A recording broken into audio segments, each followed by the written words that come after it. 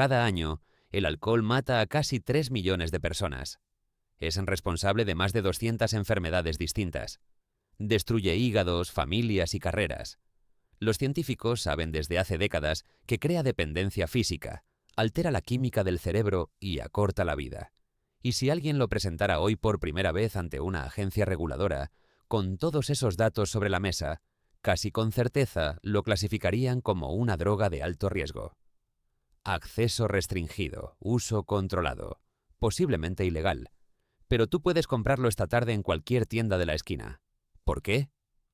La respuesta fácil es porque a la gente le gusta tomar. Pero esa no es la respuesta real. La respuesta real involucra millones de años de evolución. Uno de los mayores fracasos de política pública del siglo XX. Un principio económico que los gobiernos nunca mencionan en público y una trampa tan profunda que ningún país en el mundo ha logrado escapar de ella. Vamos a ver cada parte. Capítulo 1. El mono borracho. Para entender por qué no podemos prohibir el alcohol, primero hay que entender por qué lo queremos. Y la respuesta está escrita en tu ADN. Los científicos llaman a esto la hipótesis del mono borracho.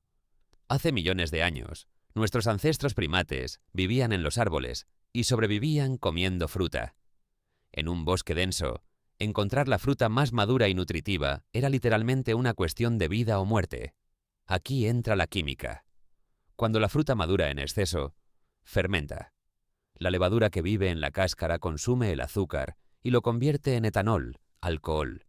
Y ese proceso libera un aroma que viaja por el viento.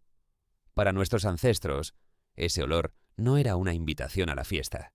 Era una señal de alimento. Fruta madura. Alta densidad calórica. Energía concentrada. Los que seguían ese olor comían más. Los que comían más sobrevivían mejor. Los que sobrevivían mejor tenían descendencia. Y esa descendencia heredó el cerebro que responde a ese estímulo. Ese cerebro es el tuyo. Cuando bebes, tu cerebro libera dopamina. No porque hayas aprendido a disfrutar el alcohol, sino porque un sistema de recompensa que tiene millones de años de antigüedad interpreta esa señal química como encontraste comida, sobreviviste. Bien hecho. Prohibir el alcohol no es simplemente cambiar una ley. Es pelear contra un instinto grabado en la biología humana durante más tiempo del que llevamos siendo Homo sapiens. Y los gobiernos que lo intentaron, lo aprendieron de la peor forma posible. Capítulo 2. Los grandes experimentos. Porque sí lo intentaron, y cada vez que lo hicieron, el resultado fue el mismo. Catástrofe. El ejemplo más conocido es la prohibición estadounidense de los años 20. En 1920, el gobierno de Estados Unidos decidió que prohibir el alcohol mejoraría la moral pública, reduciría el crimen y haría a la sociedad más productiva. Lo que pasó fue exactamente lo contrario. La gente no dejó de beber. Simplemente le entregó la industria a la mafia. El crimen organizado creció a una escala sin precedente.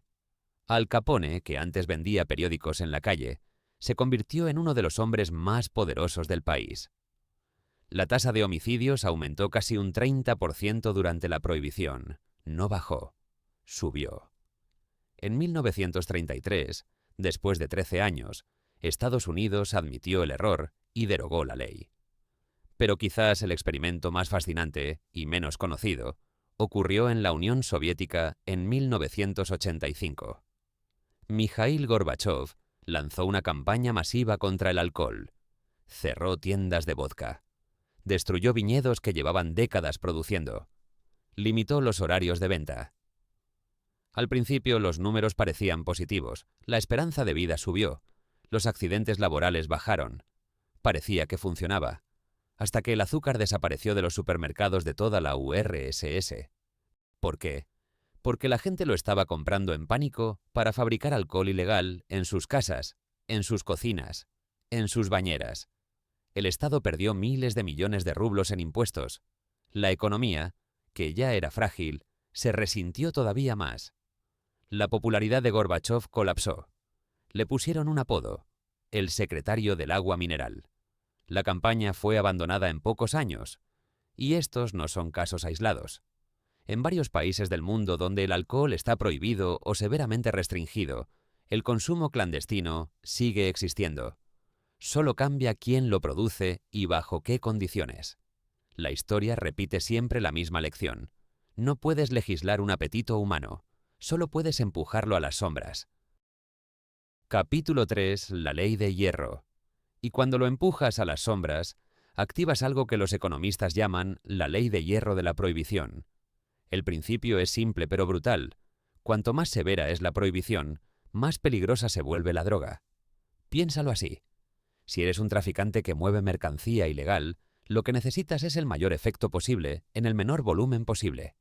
No vas a arriesgarte transportando barriles enormes de cerveza de bajo contenido alcohólico. Vas a mover whisky de alta graduación, alcohol puro, lo más concentrado que puedas. Eso es exactamente lo que pasó en Estados Unidos durante la Prohibición.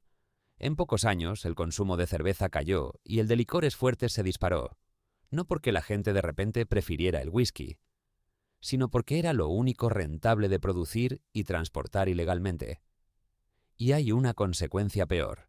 Sin regulación, desaparece el control de calidad. En mercados ilegales, los productores improvisan, usan atajos, cometen errores. Y el error más peligroso en la producción de alcohol es confundir etanol, que puedes beber, con metanol, que no puedes. El metanol causa ceguera, causa daño neurológico irreversible, causa muerte. Hoy, en países donde el alcohol está prohibido o severamente restringido, ocurren tragedias de envenenamiento masivo con alcohol adulterado casi todos los años. No son noticias que lleguen lejos, pero suceden.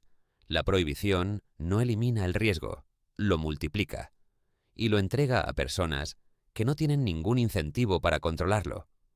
La legalización no es una posición moral sobre el alcohol. Es la única forma que tiene el Estado de mantener algún control sobre lo que la gente va a consumir de todas formas. Capítulo 4. Las esposas de oro. Y finalmente hay una razón que ningún político menciona en sus discursos. El dinero, el alcohol, es una de las industrias más grandes y mejor integradas en la economía global.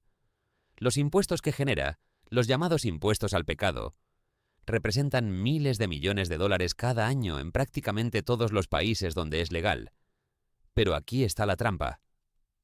Esos mismos gobiernos usan ese dinero para financiar los hospitales que tratan las enfermedades causadas por el alcohol, para pagar los programas de rehabilitación, para cubrir los costos de accidentes de tránsito relacionados con el consumo. El sistema se financia a sí mismo. El problema paga su propia solución. Los economistas llaman a esto las esposas de oro. Una dependencia tan estructural que romperla crearía un daño mayor que el que pretende evitar. Si un país grande prohibiera el alcohol mañana, no solo enfrentaría mercados negros y protestas sociales, enfrentaría una crisis presupuestaria inmediata. Desaparecerían empleos en agricultura, en logística, en manufactura, en hostelería, en publicidad. Industrias enteras construidas durante décadas sobre esa cadena de valor. En América Latina, la industria de bebidas alcohólicas mueve decenas de miles de millones de dólares al año. Genera empleo directo e indirecto en millones de familias. Está integrada en la economía de una forma que hace que hablar de prohibición sea, en términos prácticos, una conversación que ningún gobierno está dispuesto a tener en serio. El alcohol no es demasiado grande para fallar. Es demasiado grande para que te dejen decidir si falla. Entonces, ¿por qué el alcohol no está prohibido? Porque tu biología lo quiere desde antes de que existiera la civilización. Porque cada vez que alguien intentó prohibirlo, el resultado fue peor que el problema original. Porque la economía de decenas de países está construida sobre él. Y porque el sistema actual, por más imperfecto que sea, es el único donde el Estado mantiene, aunque sea una fracción de control sobre lo que consumes. No es una decisión moral, nunca lo fue. Es la conclusión a la que llegaron sociedades enteras después de probar la alternativa. Pero hay una pregunta que casi nadie se hace. Si el alcohol fuera descubierto hoy, sin toda esa historia, sin esa economía construida alrededor, sin esos millones de años de biología a favor, ¿lo aprobarían? Probablemente no. Lo que eso dice sobre cómo tomamos decisiones colectivas como sociedad sobre lo que normalizamos, sobre lo que heredamos sin cuestionarlo, es quizás la parte más importante de todo lo que viste hoy. Si este video cambió algo en cómo ves algo que dabas por sentado, suscríbete. Cada semana nos metemos dentro de las cosas ordinarias para encontrar la historia que nadie te contó.